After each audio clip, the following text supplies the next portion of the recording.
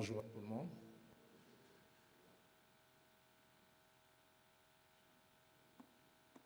Est-ce un mal si tu saluais ton voisin, ta voisine? Comment ça va, voisin? Comment ça va, voisine? Merci à notre merveilleuse chorale, que Dieu vous bénisse.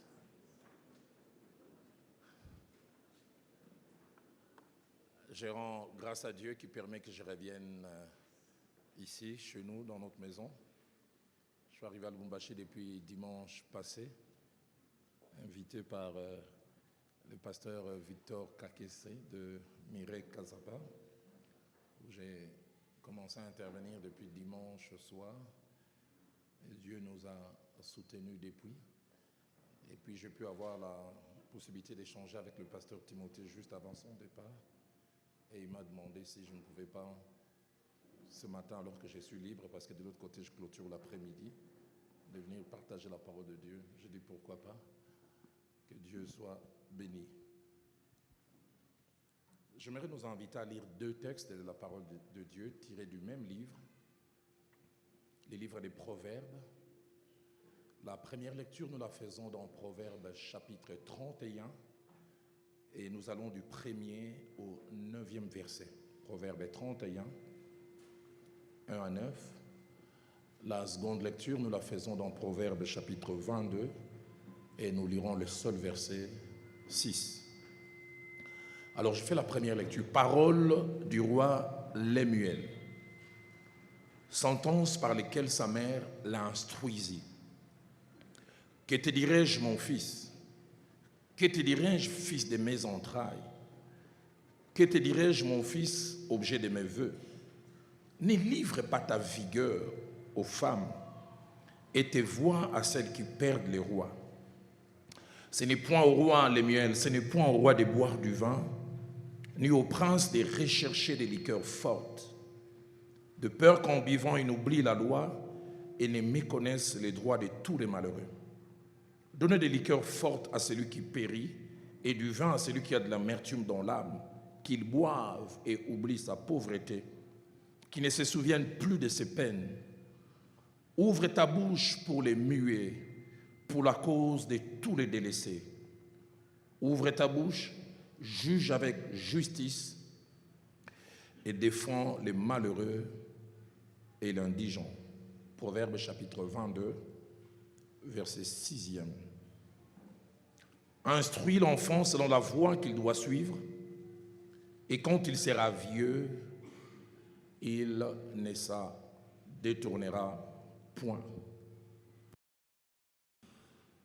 Ce matin, partons de ces deux textes, et principalement du premier texte, celui de Proverbes 31, verset 1er au verset 9e.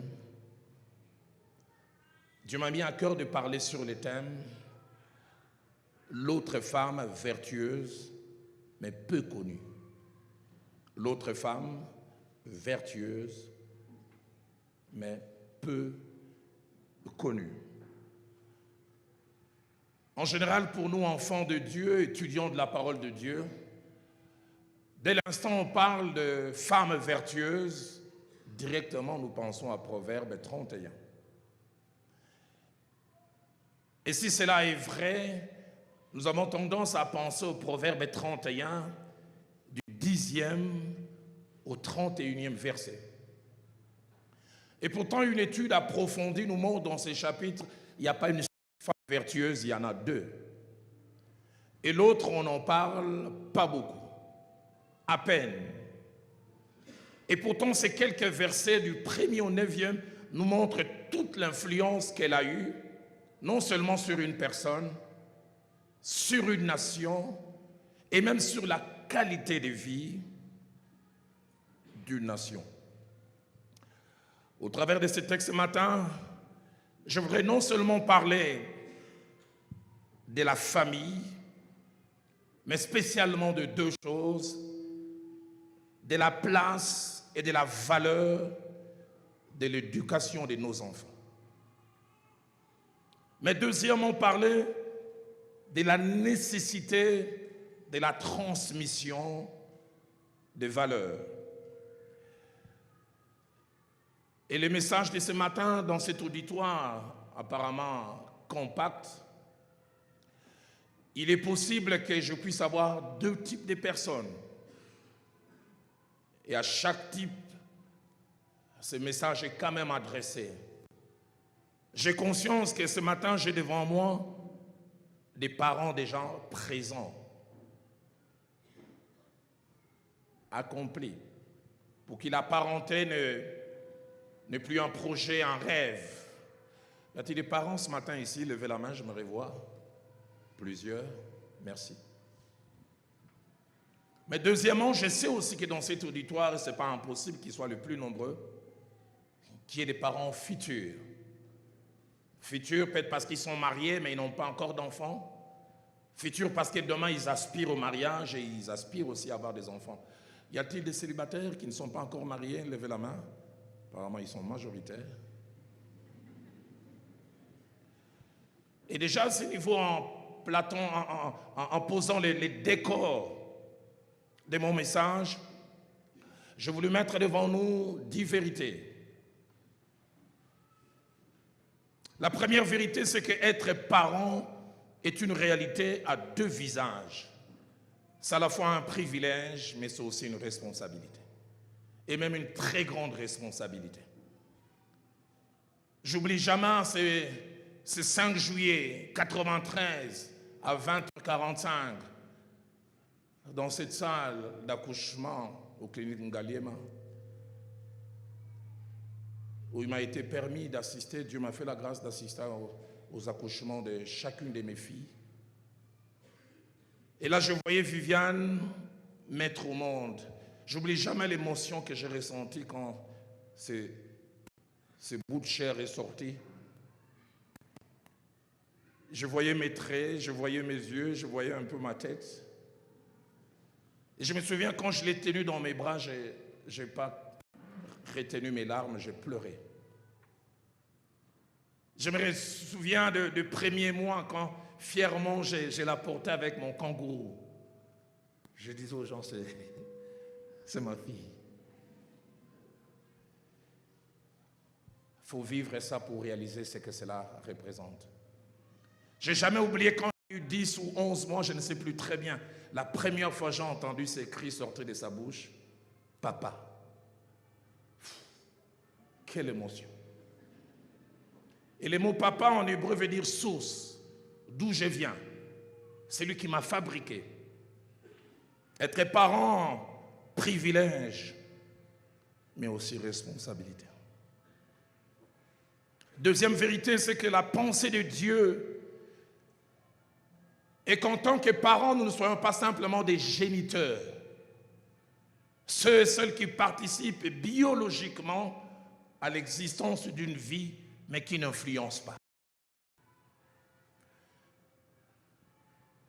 Dieu ne veut pas que notre rôle s'arrête à être des fabricants de la vie.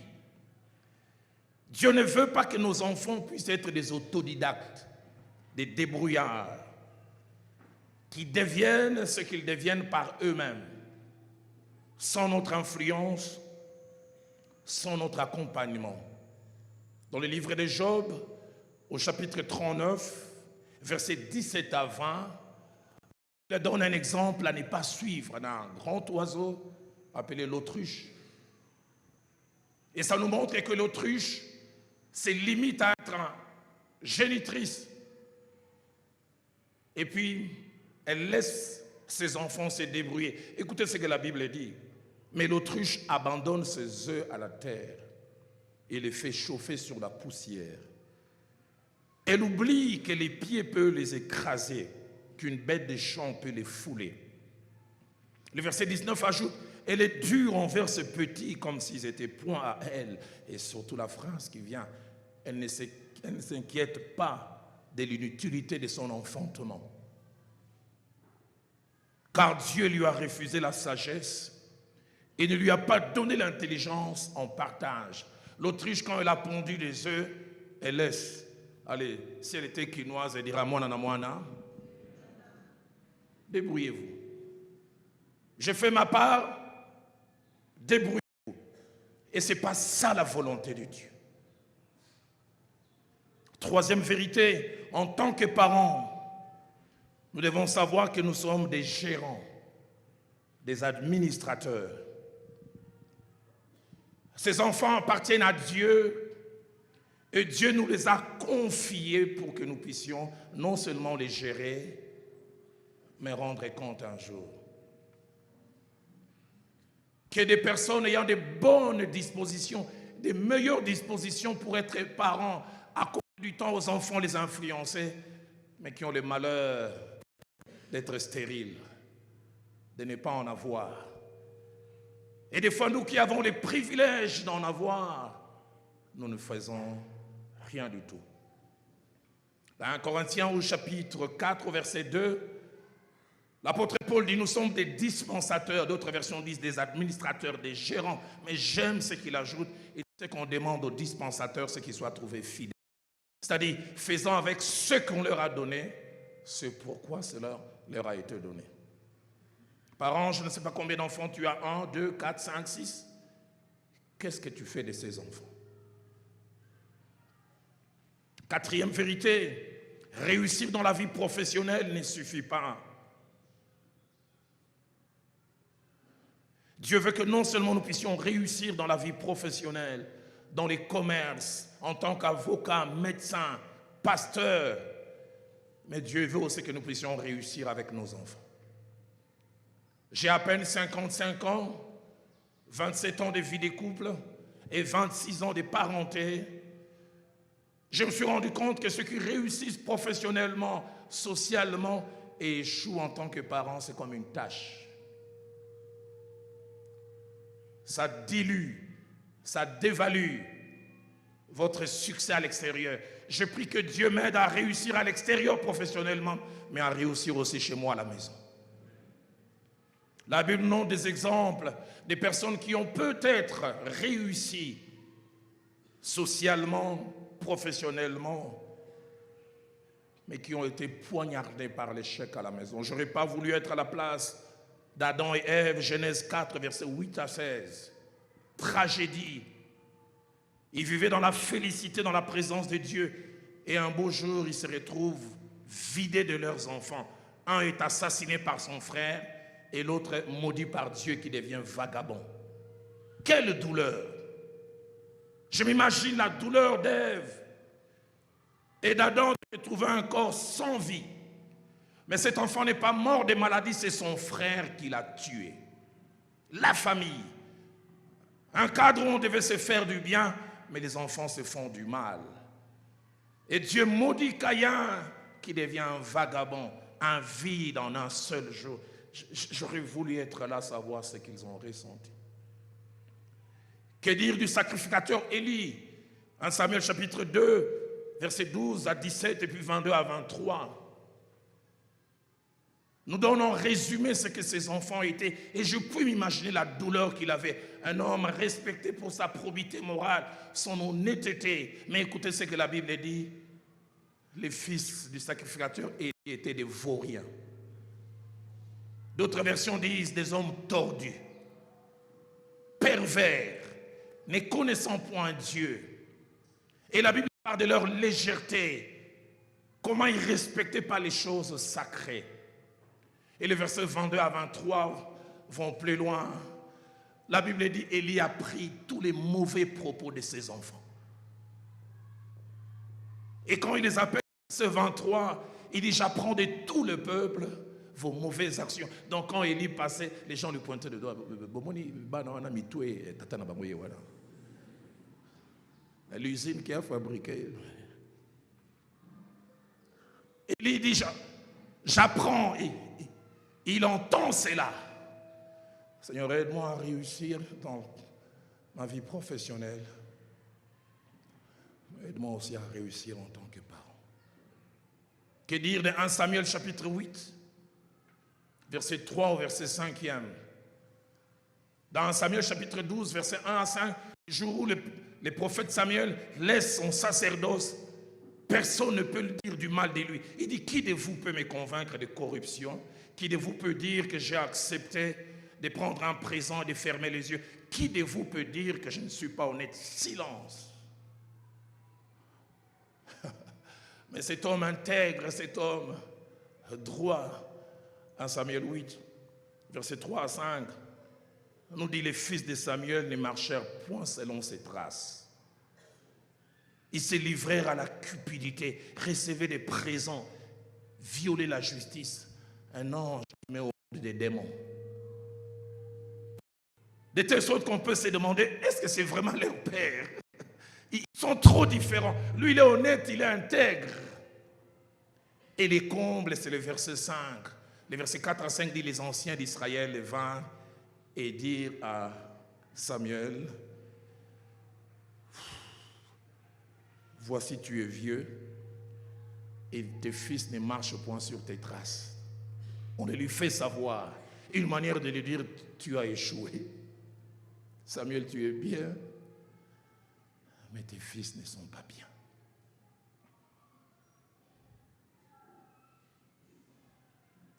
Que dire du roi David? Il réussit en quelques années à transformer un royaume faible en royaume fort, craint par ses voisins, un pays économiquement faible en un pays économiquement fort. Israël, qui était un petit royaume à peine regardé, désormais respecté. La Bible dit que Dieu éleva le royaume d'Israël au temps de David au plus haut degré. Mais alors qu'il réussit sur le plan professionnel, 2 Samuel 13, 1 à 31 nous parle de l'inceste qui s'invite chez lui à la maison. Ces enfants qui couchent entre eux. Et ça ne s'arrête pas là, les crimes aussi s'invitent. Un de ses enfants, Absalom, estime que la manière dont Amnon a traité Tamar n'est pas bien. Il tue Amnon. Et le verset 31 m'a toujours frappé. La Bible dit quand David a pris ça, il déchira ses vêtements, il se jeta par terre. Comme pour dire, à quoi ça sert de réussir en tant que roi? J'ai échoué. Seigneur, aide-moi à réussir sur le plan professionnel. Mais aide-moi aussi à réussir à la maison. Il y a 3 semaines, j'étais avec mon père, qui a aujourd'hui 80 ans. C'était une année. Je n'ai jamais autant défié. Mon père est très diminué par l'âge. Au départ, on n'avait pas une grande complicité, lui et moi. Mais depuis, je pense, maintenant 15 ans, c'est comme s'il veut rattraper les temps perdus. Chaque fois que j'arrive à la maison, il me dit au revoir 15 fois, mais il ne me laisse pas partir. Et il me raccompagnait. Il est tellement fatigué qu'il marche quasiment comme un dessin animé.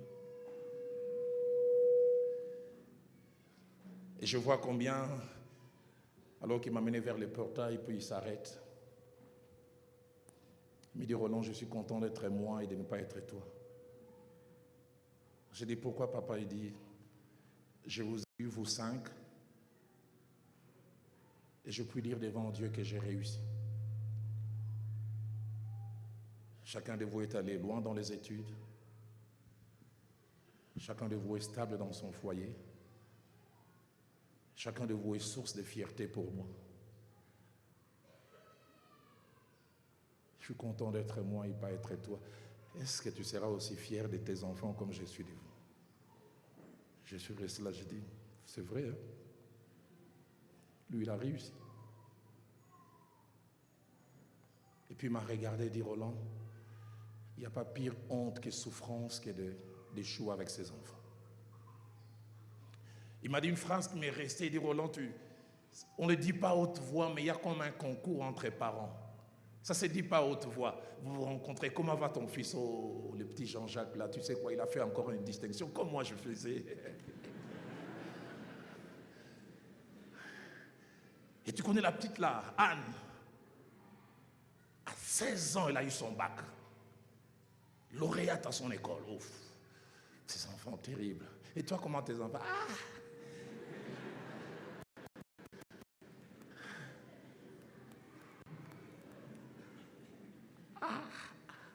Anaclé, on l'a encore attrapé avec les chanvres. Il est à la prison.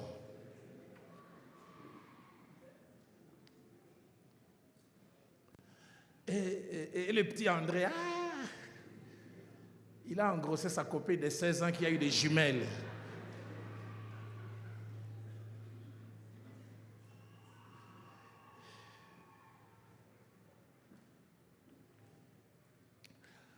Cinquième vérité ce matin, réussir dans la vie avec ses enfants est une bonne chose à deux niveaux. Premièrement, à nos propres yeux et deuxièmement, aux yeux d'autres personnes. Proverbe chapitre 10 au verset 1, la Bible dit: un fils sage fait la joie d'un père et un fils insensé les chagrins de sa mère. C'est l'enfant qui ne se comporte pas bien, mais la souffrance est attachée aux parents. Proverbe 17 au verset 21, la Bible dit: celui qui donne naissance à un insensé et un enfant qui ne se comporte pas bien a du chagrin. Et le père d'un fou ne peut se réjouir. La version française courante va plus loin. Il dit: le père d'un fou, toute joie lui est refusée. Parce qu'un fils ne se comporte pas bien. Je me souviens de la douleur d'un père. Son fils a été arrêté dans un groupe de voleurs à main armée. Et vous savez, chez nous, on aime bien faire passer ces images aux heures de grandes audiences. Les infos de 20 heures. On montre son fils tenant une arme, Kalachnikov. Il m'a dit: les 2 heures qui ont suivi, j'ai dû fermer les téléphones parce que j'ai reçu 150 coups de fil. Il dit: on a vu les petits, c'est lui. Oui, c'est lui. C'est pourquoi vous, les enfants, les choses que vous faites, vous dites que c'est ma vie, c'est moi, c'est pas ta vie. Les parents et enfants sont liés comme par un cordon ombilical. J'ai connu un homme de Dieu, sa fille a divorcé parce que son mari l'a attrapé avec un copain. À cause de cette honte, il a piqué une crise, il en est mort. Honte. Proverbe 19 au verset 13. La Bible dit: un fils insensé est une calamité pour son père. Quel terme fort, calamité.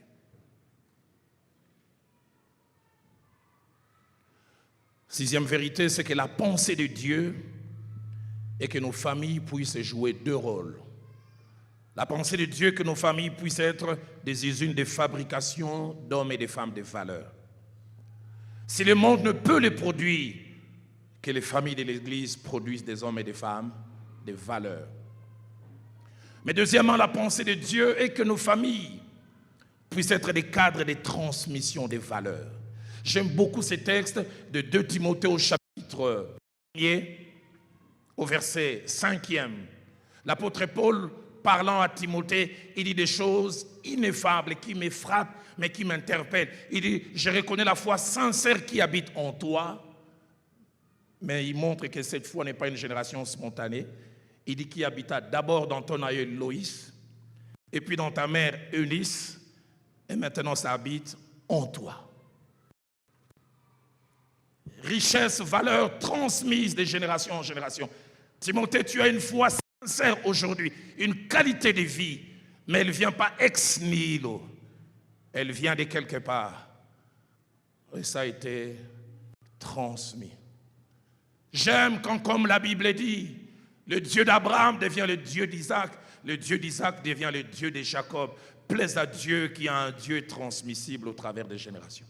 David, avant de mourir, il dit à Salomon: connais le Dieu de ton père. Que nos familles puissent être des usines de fabrication d'hommes et de femmes de qualité, de cadres, de transmission. 7e vérité, c'est que l'échec dans la parenté peut toucher différents aspects. Ça peut toucher les comportements, l'impolitesse, l'absence de bonnes manières. Aux parents, nous qui sommes ici, je voudrais nous rappeler que les bonnes manières ne s'inviteront pas dans la vie de nos enfants d'elles-mêmes. Il doit y avoir quelqu'un pour les placer. Si ces jours pouvaient parler, ces jours vous donneront des témoignages.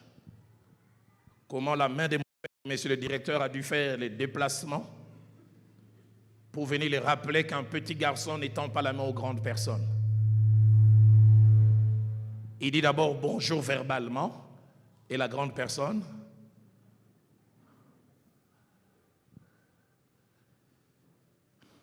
impolitesse. Il y a quelques années, j'ai été invité à aller évangéliser dans une famille. J'étais le responsable de la jeunesse et 2 jeunes gens m'accompagnaient. Un jeune homme de 17 ans, spirituel, mais impoli avec I majuscule. Ayant de mauvaises manières. La trompette sonne, il ira au ciel. Il participera aux noces de l'agneau, mais des déficits en termes d'éducation terribles. Et il y en a beaucoup ici à l'église.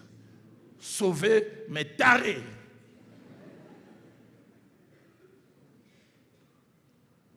On ne lui a jamais appris que la nourriture ne fouille jamais à table.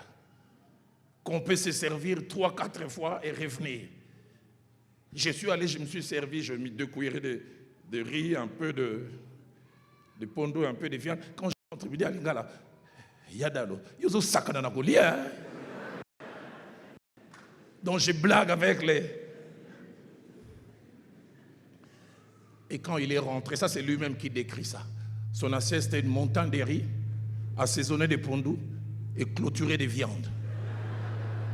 Ça, c'est lui-même qui décrit ça comme ça. Quand il rentre et il me montre son assiette, je regarde, j'ai dit, Mfoumounzambo, tout ça dit ça. Mais quand je le voyais, je dis, je ne les blâme pas. Ça doit venir de la famille. Les comportements. Les s'il vous plaît, tu peux me donner ça?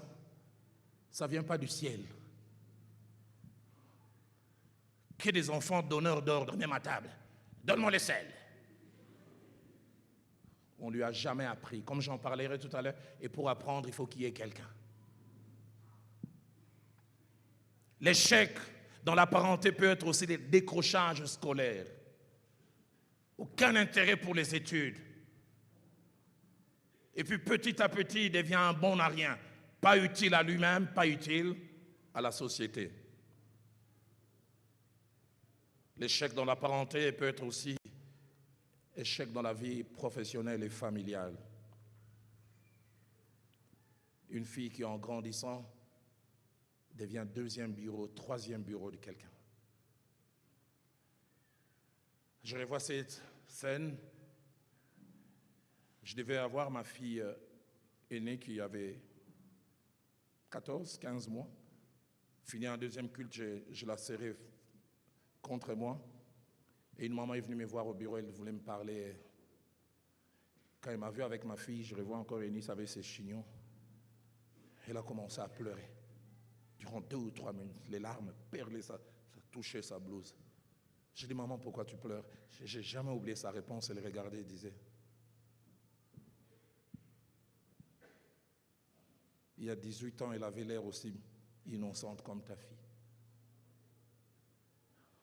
Il y a 18 ans, elle avait l'air aussi presque comme d'une sainte. Puis après, j'ai demandé qu'est-ce qu'il y a. Elle dit, depuis 2 ans, ma fille est prostituée. Elle dit, quand j'étais né, ces petits bébés comme toi, tu tiens, je n'imaginais jamais que c'est de cet enfant apparemment innocente allait sortir une vendeuse de chair humaine.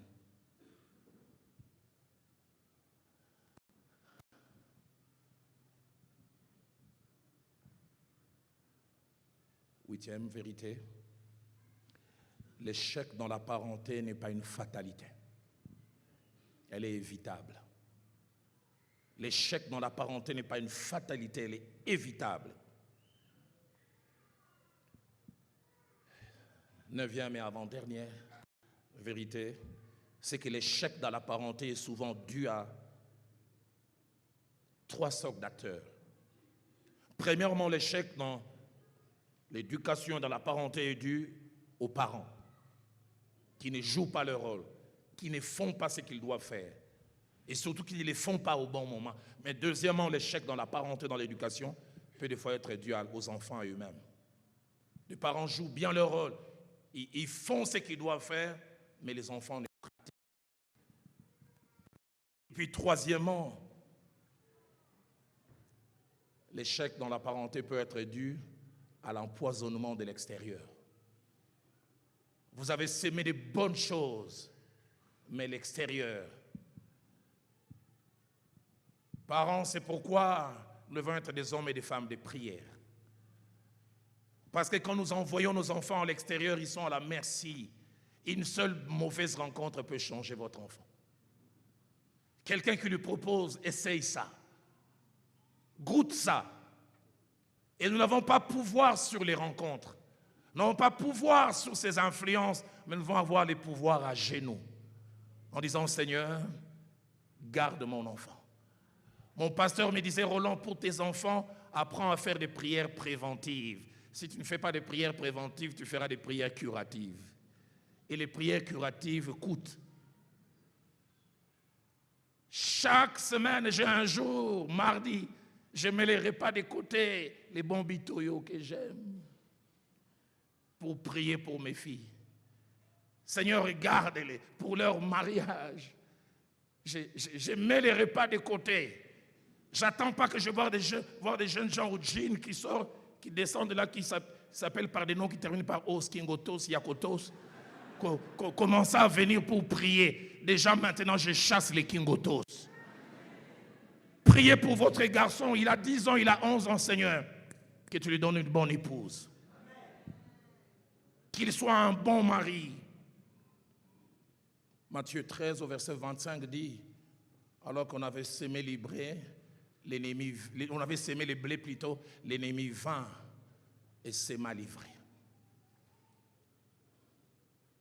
Et dernière vérité, 10e, si l'influence que les parents sont appelés à avoir auprès des enfants est une bonne chose, il y a un temps pour cette influence. C'est pourquoi Proverbe 22, verset 6 dit, instruis l'enfant lorsqu'il est tout petit. Et quand il sera grand, il ne s'en détournera point. Mon pasteur disait, celui qui n'a pas le temps de bien faire n'aura jamais le temps de rêver. Il y a un temps pour influencer les enfants.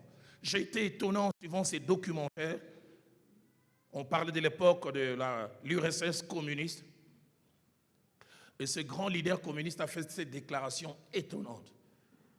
Il a dit, donnez-nous vos enfants avant qu'ils aient 8 ans et nous en ferons des communistes toute la vie. Vous nous donnez avant 8 ans. Après 8 ans, nous vous les redonnons. Vous ne pourrez pas effacer ce que nous avons placé. Parce qu'il y a un âge, il y a une période où des convictions naissent. Quelqu'un a dit, nos enfants sont comme des éponges vides. Et ils veulent avaler tout ce qu'on leur donne. Parents, si vous ne jouez pas votre rôle, la télé va vous remplacer. Internet est un suppléant disponible. Il va vous remplacer valablement, mais de quelle manière? Et revenons à notre texte pour conclure ce matin. Ce texte de Proverbe 31, 1 à 9, est un texte très riche. Je vais juste faire ressortir 5 choses attachées à ce texte et puis je vais lancer un double appel et nous allons prier. La première chose qui sort de ce texte, c'est que ce texte nous rapporte les paroles du Fils. Un enfant qui vante et chante les louanges de sa mère. Seigneur, combien je voudrais que dans quelques années, mes enfants chantent mes louanges. Mes enfants puissent me célébrer.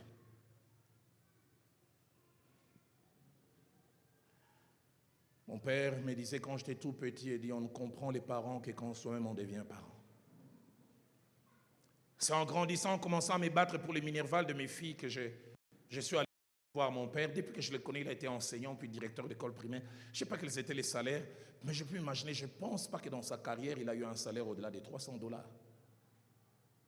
Il y a quelques années, je suis allé les voir, je dis, papa, j'aimerais comprendre. Comment tu faisais que nous étudions au collège Boboto et puis à l'Athénée? Dis-moi un peu, ton salaire à l'époque pouvait être de combien? Il dit, les plus éloignés, c'est $200. Et comment tu faisais? Il a baissé la tête, il s'est mis à pleurer. Il dit, chaque fois que je terminais, je faisais les répétiteurs à 4 endroits pour avoir suffisamment d'argent pour que vous puissiez bien étudier. Et j'ai serré ces messieurs, j'ai dit, papa, merci. Il m'a dit, non, je refuse ton merci.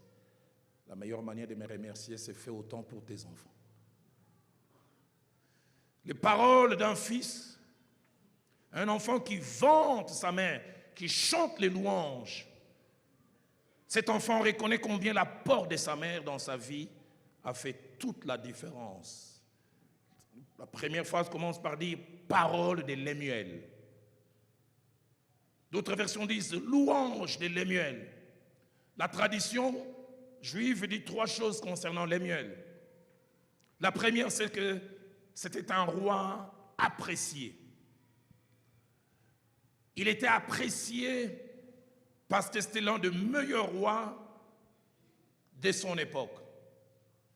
Deuxième chose, comme nous le verrons tout à l'heure, c'était un homme discipliné. Discipliné dans sa gestion des plaisirs. Plaisir sexuel et plaisir tout court, nous le verrons tout à l'heure. Et troisièmement, c'était un homme bon. Prônant l'équité, la justice et défendant les droits des autres. Les gens les voyaient à un moment de sa vie mener une vie de qualité qui influence une nation. Mais les gens ne savaient pas que tout cela n'était pas une génération spontanée. Ils découvrent un roi bon, ils découvrent un roi discipliné. Ils ne savent pas qu'ils ont à fabriquer une telle personne.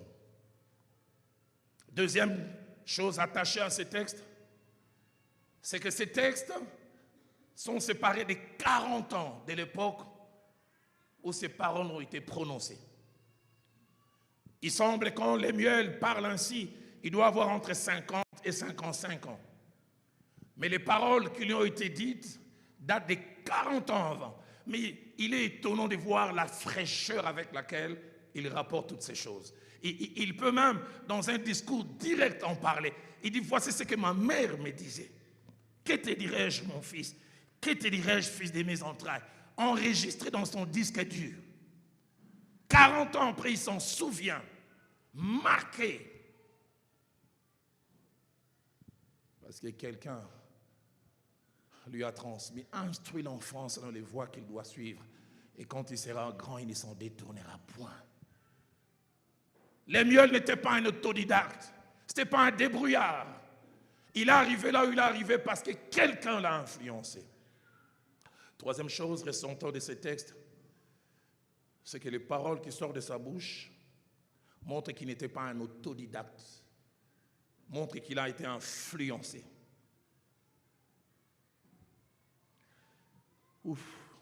J'aime les verbes qu'il utilise, qui est utilisé plutôt là. Il avait dit parole du roi Lemuel, et j'aime beaucoup ce qui est dit ensuite, sentence par lesquelles sa mère l'instruisit.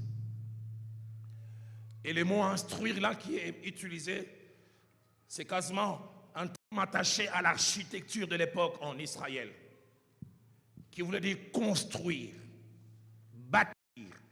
Et ce terme instruire qui cache l'idée de construire et bâtir à 4 idées derrière, c'est-à-dire quelqu'un qui a un plan, qui sait ce qu'il veut faire, quelqu'un qui utilise des matériaux, quelqu'un qui se donne du temps et quelqu'un qui contrôle si ce qu'il a voulu faire a été reproduit. Parole par lesquelles sa mère l'a bâti, l'a construit. Seigneur, aide-moi à être un constructeur de vie. Aide-moi à être un bâtisseur de vie. Si Louis II dit paroles par lesquelles sa mère l'instruisit, la version française courant dit, voici les conseils que Lemuel a reçus de sa mère. Il y a eu transmission. La version Tob dit, laissons que sa mère lui inculqua. Ah, j'aime encore ça. Et le terme inculquer là donne l'idée de la répétition. Elle n'a pas parlé une fois. Elle est revenue, elle est revenue, elle est revenue. C'est-à-dire enfoncer jusqu'à ce que quelque chose se stabilise. La version Les Semeurs utilise encore 2 termes différents mais très forts. Les termes maxime et enseignement. On dit maxime que sa mère lui a enseigné. Et quand on parle de maxime, ça veut dire principe de conduite ou règles de comportement. Lemuel a des règles de comportement. Lemuel a des principes de vie parce que quelqu'un les a placés en lui.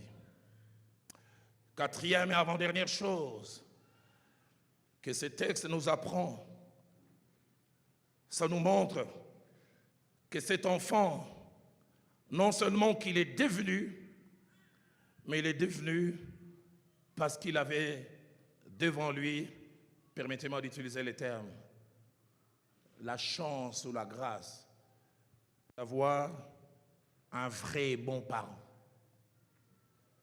Un vrai et bon parent. Sa mère.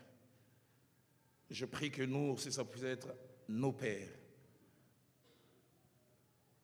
Un bon parent remplit 6 critères. Premièrement, il aime ses enfants. Ou il aime son enfant.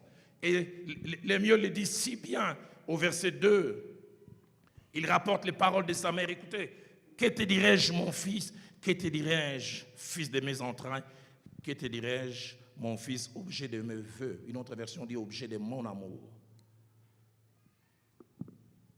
Aimer ses enfants, le leur montrer, de leur faire sentir. Et deuxième caractéristique d'un bon parent, c'est celui qui est conscient de son rôle. C'est que les enfants peuvent avoir en plus si je joue bien mon rôle, et c'est que les enfants peuvent avoir en moins si je ne les joue pas. Troisième qualité d'un bon parent, c'est un parent présent. L'un des plus beaux cadeaux que les parents peuvent faire aux enfants, c'est d'être là. Être là avec eux. Partager des choses. Que des parents absents, occupés. David a échoué dans la parenté principalement parce qu'il n'était jamais là. Les 6 premiers enfants qu'il a eus, il les a eus durant l'époque où il était mercenaire. Il venait, il engrossait, et puis il retournait. Et dans la deuxième phase de sa vie, il est devenu roi. Il avait des enfants, mais il n'avait jamais le temps pour eux. Parce que ses priorités étaient ailleurs. Sommes-nous des parents présents? Troisième qualité d'un bon parent, sont des parents qui trouvent et créent du temps pour transmettre. Parents, si vous pensez avoir du temps dans notre monde hyper occupé, vous ne trouverez jamais du temps. Le temps pour influencer les enfants, il faut les créer. Et qui dit créer, dit des fois élaguer, mettre de côté certaines activités. Est-ce que vous avez du temps de parler à votre enfant? Il crée et il trouve du temps pour transmettre. Cinquième qualité d'un bon parent, il ne laisse à personne d'autre les soins de jouer son rôle. J'ai été défié, mais aussi humilié. Un jour, j'étais dans une famille qui m'est très proche, et parents et enfants étaient en train de faire des discussions pour préparer, entre guillemets, la liste de la dot. Et j'oublie jamais, alors qu'on était en train de discuter, leur fille de 23 ans qui devait se marier a fait une réflexion. Waouh! Quand elle faisait cette réflexion, j'ai dit, Seigneur, qu'on ne dise pas ça de nous demain. On était en train de voir combien de wax fallait-il donner à maman. Et on disait, non, on ne veut pas beaucoup demander, un seul wax. La fille s'est levée et dit, si on donnera un seul wax, j'aimerais qu'on les donne à maman Antoinette, la bonne. Parce que maman, tu n'as jamais été là. C'est maman Antoinette qui m'a tout appris. C'est elle qui m'a appris comment gérer quand tu as tes règles. C'est elle qui m'a appris comment couper un poulet. C'est elle qui m'a appris à assaisonner. Maman, toi, tu étais toujours musique 100 kilos. Et puis elle a dit, mais si maman, tu tiens à avoir un pagne, alors il en faudrait 2. Pagne pour toi et pagne aussi pour maman Antoinette. Si tu es à côté d'une maman, dis-lui, ne laisse pas maman Antoinette avoir ton wax.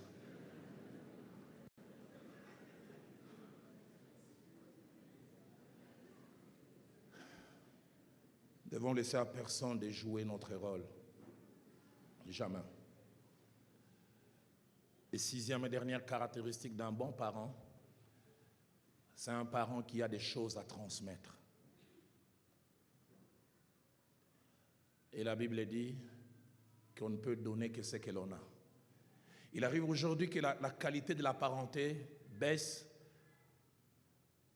plutôt la qualité des enfants baisse, parce que la qualité des parentés aussi.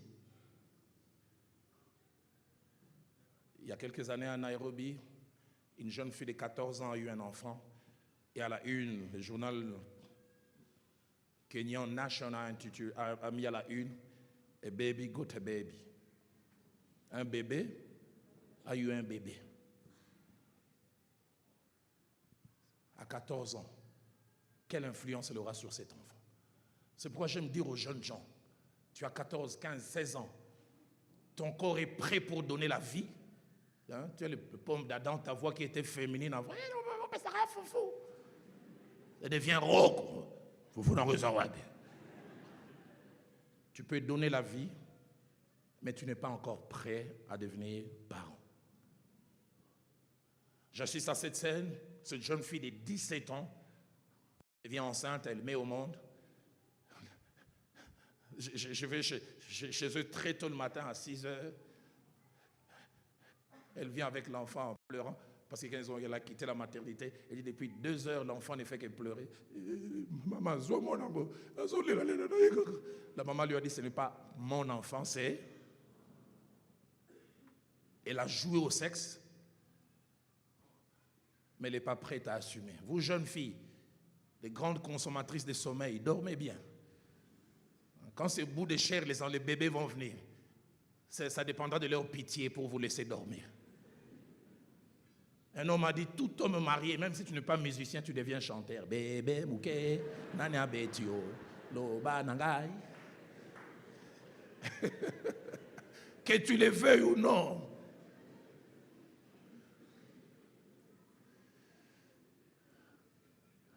Que vas-tu transmettre? Et cinquième et dernière chose avant de conclure ce matin. Les paroles sortant de la bouche de Lemuel montrent les valeurs non seulement qui lui ont été transmises, mais montrent combien cette maman était riche. Premièrement, cette maman n'avait pas peur de parler sexualité. Combien chez nous dans notre culture, il y a un sujet tabou. Je vis un enfant un jour tabassé comme un criminel nazi. Un petit garçon de 4 ans qui a découvert qu'il a quelque chose qui pointe, et sa soeur qui a quelque chose qui rentre. Il dit, papa, pourquoi marcher comme ça? Dis-toi qui t'a appris ça. Il va apprendre où? Qui t'a appris ces choses? Mais Lemuel, la Bible nous montre clairement, sa mère l'a appelé au verset 3, dit, Lemuel, ne livre pas ta vigueur aux femmes. Lemuel, les femmes, elles attirent, mais Lemuel, c'est un piège. Est-ce que vous parlez de certains sujets à vos enfants? Pas de sujets tabous. Cette maman a dit, je ne laisserai personne d'autre jouer ce rôle. C'est à moi. Deuxièmement, cette maman a déposé dans le cœur de son fils les priorités. Quand on dit priorité, c'est ce qui doit venir avant. Ce qui a plus de valeur. Elle a dit à son fils au verset 4 et 7, ce n'est point au roi Lemuel, ce n'est point au roi de prendre du vin. Et j'aime comment elle argumente. Il dit de peur qu'en buvant, il oublie la loi et ne méconnaisse les droits de tous les malheureux. Lemuel, le vin est bon, mais vu ta position, tu dois être toujours clairvoyant. La vie de toute une nation dépendra de toi. Si tu te mets à te saouler, tu vas dévier toute une nation. Lemuel, c'est bon, mais ce n'est pas nécessaire. L'avait dit, tout est permis, mais tout n'est pas utile. Et Lemuel a su placer les priorités à leur place parce que quelqu'un les lui a communiqué. Mais troisièmement, Lemuel avait des valeurs éthiques et des valeurs de bonté. J'aime ce que sa mère lui dit au verset 8 et 9. Il dit, ouvre ta bouche pour les muets, pour la cause des délaissés. L'histoire montre que Lemuel n'acceptait pas la corruption. Pour lui, il condamnait les coupables et il mettait à l'abri l'innocent. Aujourd'hui, nous n'avons pas une justice distributive. Les innocents sont condamnés. Les coupables sont dans la liberté. Mais quand les gens voyaient les mieux-être d'une grande probité morale, ils se demandaient, mais d'où ça vient? Ça ne venait pas de nulle part. Quelqu'un a déposé ça. Ce matin, alors que je ferme ma Bible et que je conclue en demandant aux musiciens de s'avancer, je voudrais dire, y a-t-il un parent présent ou futur qui veut dire que je voudrais qu'un jour mon fils, ma fille, parle aussi de moi comme Lémuel a parlé de sa mère? Je veux qu'un jour ma fille puisse dire, ce que j'ai, ça vient de papa. Ce que j'ai, ça vient de maman. J'aimerais nous inviter à baisser nos têtes dans la prière. Et je lance ce double appel. Y a-t-il un parent présent qui expérimente déjà la parenté, pour qui sûrement cette parole n'a été qu'un rappel? Ces choses, tu les fais ou tu les pratiques, et tu veux dire à Dieu ce matin, Seigneur, je voudrais encore mieux les pratiquer. Ou toujours dans ce premier appel, y a-t-il quelqu'un qui, à l'ouïe de cette parole, Dieu l'a un peu comme réajusté? Il y a des choses que tu dois corriger dans ta façon d'être avec tes enfants. Mais toujours dans ce premier appel, y a-t-il quelqu'un que Dieu a corrigé, interpellé? Et tu veux dire ce matin, j'aimerais être un meilleur parent que j'ai été jusqu'à présent. Si tel est votre désir, là où vous êtes, vous qui êtes déjà parent, alors tout à l'heure nous allons chanter ces cantiques qui veut dire simplement, Esprit de Dieu, aide-nous, aide-moi, tu vas te lever. Et deuxième appel que je voudrais lancer, y a-t-il de futurs parents qui disent, merci Seigneur pour cet équipement qui m'a été donné au meilleur moment. Mais il y a un troisième appel qui monte dans mon cœur. Et cette troisième catégorie, je ne vous demanderai pas de vous lever simplement, je vous demanderai même d'être ici. Depuis 3 jours, chaque fois que j'ai prié pour ce message, Dieu m'a dit, il y a plusieurs qui n'ont pas eu la grâce d'avoir des parents, d'être influencés. Et vous savez, quelqu'un a dit, seuls ceux qui manquent quelque chose en connaissent bien la valeur. Des fois, nous qui avons grandi là où il y a papa et maman, on ne connaît pas la valeur d'un père et d'une mère. Ce sont ceux et celles qui ont manqué. Papa est mort. Papa, en gros, n'a jamais reconnu la grossesse de ses grands-mères, qui a grandi dans la rue.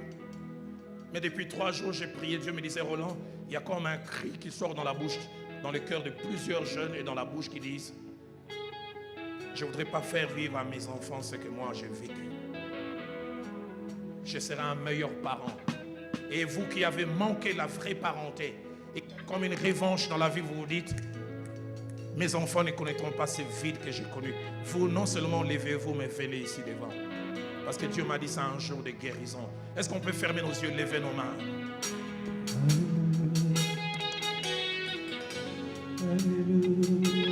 Nakola na maboko na yo. Nazana musenga ya musungi. Nakula na maboko na yo, na ekola na kelasi na yo, musungi moko yo bapesi na yo.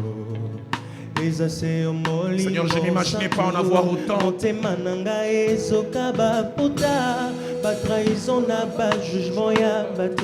Je me suis relevé. Et vous êtes avancé, commencez à parler à Dieu. Je serai une meilleure mère, un meilleur papa. Ces filles qui m'accompagnent, mes enfants ne les connaîtront pas.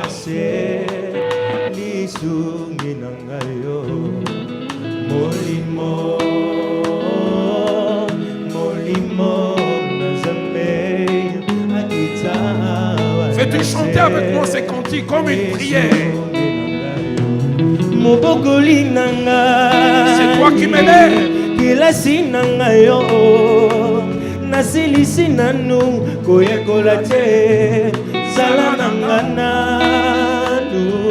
Masolo nangai oyelekelanga moto na betilango nani yaya nalingi yo mingi masolo na ngai oyo ekitisanga moto nabetilango nani yaya lobelanga na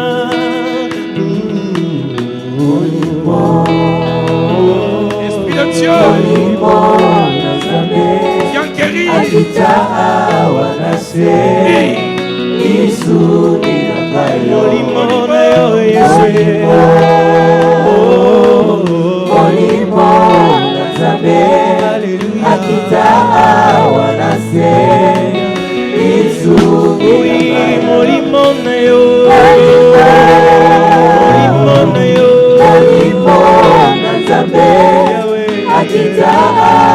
Alors vous qui vous êtes avancés, vous qui êtes levez vos mains, dites avec moi Nazela Kayo. Nazela Kayo. Nazela Kayo. J'ai besoin de toi, Esprit de Dieu. Par moi-même, je suis incapable. Nazela Kayo. Nazela Kayo. Esprit de Dieu, viens. Nazela Kayo. Nazela Kayo. Nazela Kayo Shilo. Nazela Kayo. Nazela Kayo Yesu. Nazela Kayo Papa. Nazela Kayo Rabbi. Nazela Kayo Kayo Yesu. Okalaka mitema Yesu. Felicie yanga Yesu. Okuta bolingo tofande longo yaya tofande longo yaya pembeni na yo yangai na bomoi tofande longo tofande longo baba tofande longo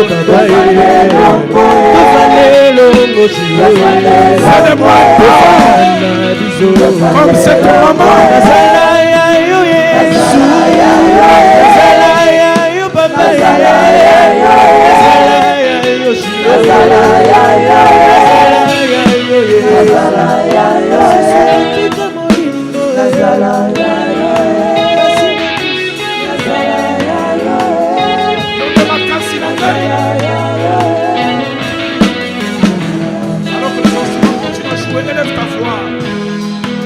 Toi qui es ici, toi qui es debout, parle-lui. Parle-lui. C'est une matinée d'équipement, de guérison, de réajustement.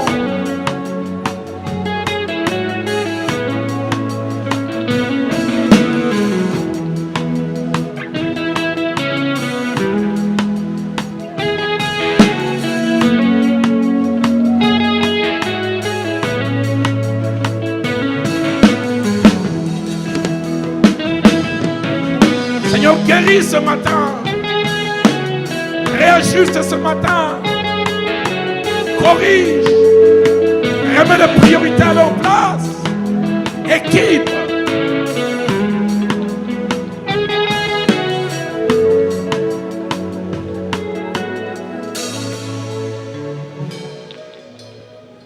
Avec la permission de l'homme de Dieu, Zaché Akil, la direction de l'œuvre de Dieu a été laissée. Je voudrais inviter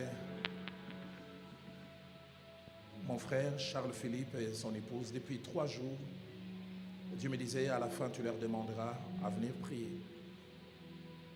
Maman priera pour les mères, afin que Dieu nous donne des mères dans cette église qui sont comme cette femme, qui influencent réellement leurs enfants. Et papa priera pour nous les hommes, afin que nous puissions jouer notre rôle. Plaise à Dieu que dans cette église, demain, nous puissions avoir des Lemuel par dizaines, par centaines, qui font la différence dans la société, la différence même au niveau national, parce qu'ils ont eu la grâce d'avoir quelqu'un qui leur a communiqué quelque chose. Maman d'abord et puis papa. Seigneur mon Dieu, je viens encore auprès de toi ce matin.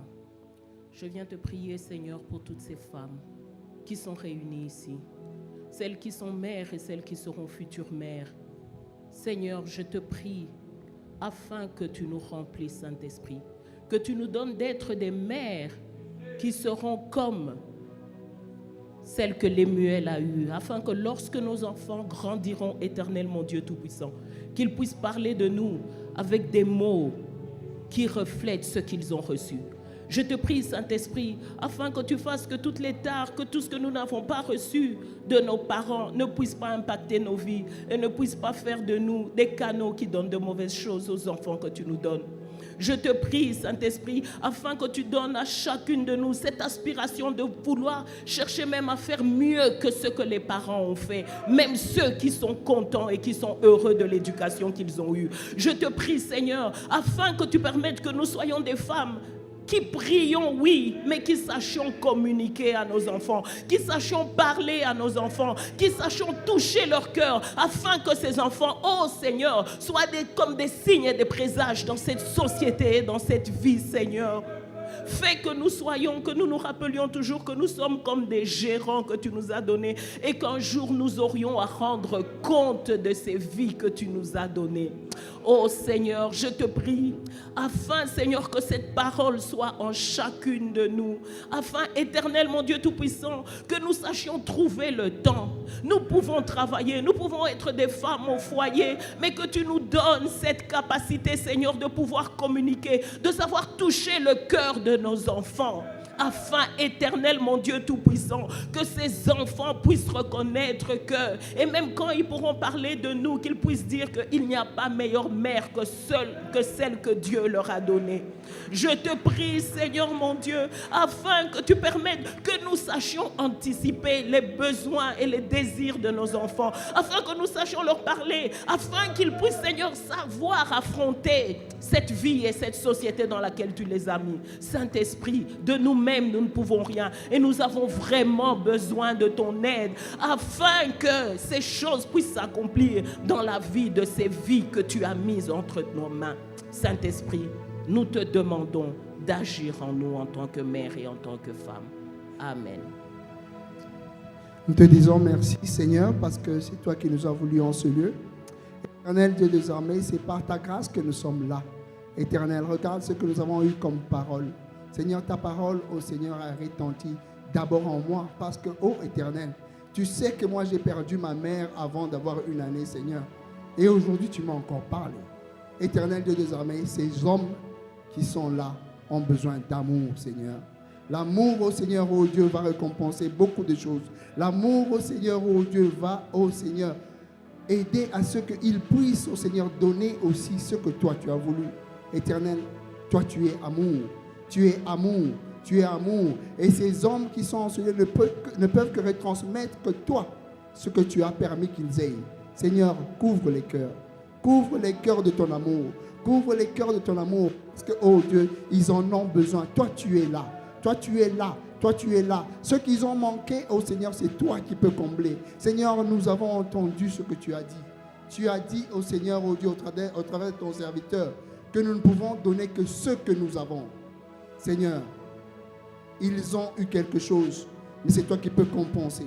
C'est toi qui peux combler, afin que, oh Dieu, à leur tour, ils puissent transmettre, oh Seigneur, à ceux que tu vas leur en donner comme enfants, qu'ils puissent transmettre le vrai que toi tu donnes, le vrai que toi tu veux, le vrai que toi tu vas, oh Seigneur, mettre dans leur cœur à partir de ce jour.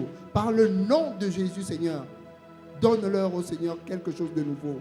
Seigneur, restaure les cœurs, s'il te plaît. Restaure les cœurs, s'il te plaît. C'est toi qui vois, oh Seigneur, ce qui manque dans chaque cœur. Restaure, oh Seigneur. Tu es, Seigneur, le réparateur de brèches. Répare, Seigneur. C'est toi qui connais chaque cœur. C'est toi qui peux faire au-delà de ce que nous avons entendu. C'est toi, oh Seigneur, qui veux emmener, oh Seigneur, au-delà, oh Seigneur, de ce que nous pouvons, oh Seigneur, par notre vie. Seigneur, ils ont de l'avenir, oh Seigneur. Et leur avenir, oh Seigneur, oh Dieu, va faire qu'ils aient des enfants. Et ceux qui ont eu des enfants, oh Seigneur, ils ont encore le temps de rattraper, oh Seigneur, des moments qu'ils doivent mettre à la disposition de leurs enfants. Des moments qu'ils doivent mettre à la disposition de leur progéniture, afin que, oh Dieu, ils puissent réellement déverser l'esprit que toi tu as donné, déverser l'amour que tu as donné dans leurs enfants. Seigneur, fais-nous du bien. Fais-nous du bien. Fais-nous du bien, Seigneur. Parce que, oh Dieu, l'homme est limité. Mais toi, partout où, oh Seigneur, nous nous rendrons en tant qu'homme, tu nous donneras la capacité d'y arriver, oh Seigneur. Tu nous donneras la capacité de faire du bien à ceux-là que tu vas nous donner comme responsabilité. Éternel Dieu des armées, la femme, ô Seigneur de la Bible, a fait sa part. Nous les hommes aussi, ô Seigneur de cette génération, nous voulons faire notre part avec la capacité que tu vas nous donner, avec l'esprit que tu vas nous donner, avec la force que tu vas nous donner. Seigneur, que ce message ne quitte jamais nos vies jusqu'à la fin de notre vie, ô Seigneur, que nous appliquons ce que toi tu as voulu et ce que toi tu vas, ô Seigneur, ô Dieu, accomplir dans notre existence. Merci Seigneur pour toutes choses. Que ton nom soit glorifié et que toi seul règne dans tout ce que nous serons dans notre avenir. Ne nous quitte jamais, ô Seigneur, et aide-nous à c'est ce que nous avons entendu dans notre progéniture par le nom de Jésus-Christ de Nazareth. Amen.